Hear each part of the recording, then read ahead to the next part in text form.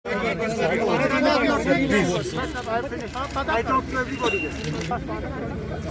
उधर वो बोल रहे हैं करना प्रॉब्लम अच्छा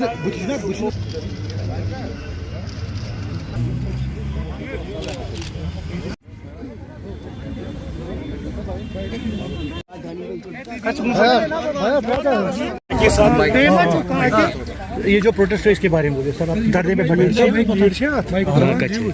आज मजबूरन कई सालों के बाद मुझे खुद याद नहीं है कि कब मैंने इस तरह प्रोटेस्ट किया हो, लेकिन आज हालात ने मुझे मजबूर किया कि मैं यहाँ आया और अपनी नाराज़गी का और कुछ हद तक कहें तो बेबसी का मैं इजहार करूं। हम कुछ नहीं मांग रहे हैं हुकूमत से, माँ सिवाय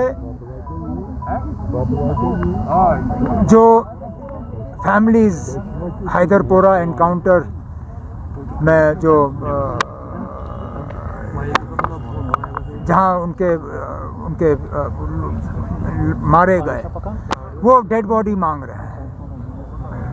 उनकी डेड बॉडी तक उनको नहीं दी जा रही है। यहाँ तक कि एक पीसफुल प्रोटेस्ट कल कर रहे थे वो प्रेस कॉलोनी में, उनको वो तक करने नहीं दिया।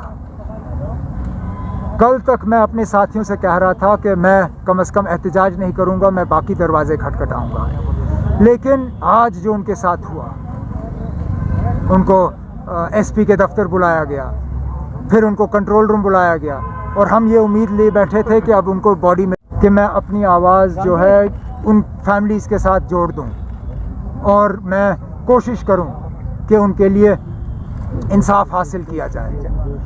मुझे कोई इंक्वायरी से लेना देना नहीं, फ़िलहाल मैं किसी के लिए सज़ा नहीं मांग रहा हूं। मैं सिर्फ़ और सिर्फ इतना कह रहा हूं कि जिनको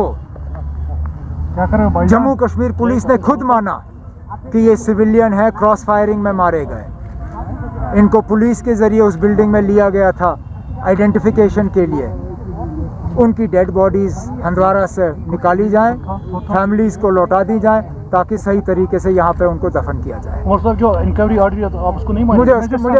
मैंने आपसे कहा ना, मेरा इंक्वायरी से कोई लेना देना नहीं। मेरा अगर मकसद इंक्वायरी होता तो मैं यहाँ बैठा नहीं होता। मैं सिर्फ और सिर्फ उन फैमिलीज के लिए इंसाफ हासिल करने के लिए यहाँ बैठा हूँ। जो एक नया ट्रेंड चला है हाइब्रिड मिलिटेंसी के बारे में बताया जाता है, अब मुझे पहले कोई ये समझाए ना कि हाइब्रिड मिलिटेंट है क्या चीज़। ऊपर थोड़ा, मुझे भी 6 साल हुए एज चीफ मिनिस्टर, मैंने भी यूनिफाइड कमांड का वो हेड किया है, मैंने भी इंटेलिजेंस के रिपोर्ट्स दिए हैं, मैंने तो कभी हाइब्रिड मिलिटेंट का नाम नहीं सुना।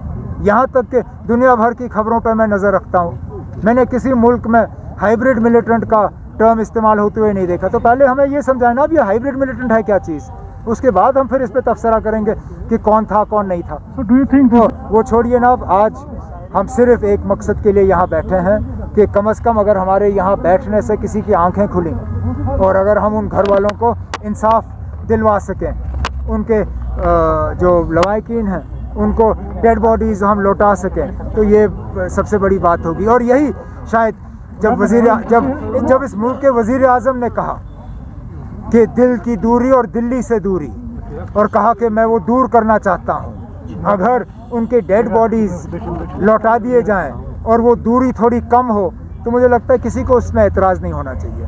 चलें।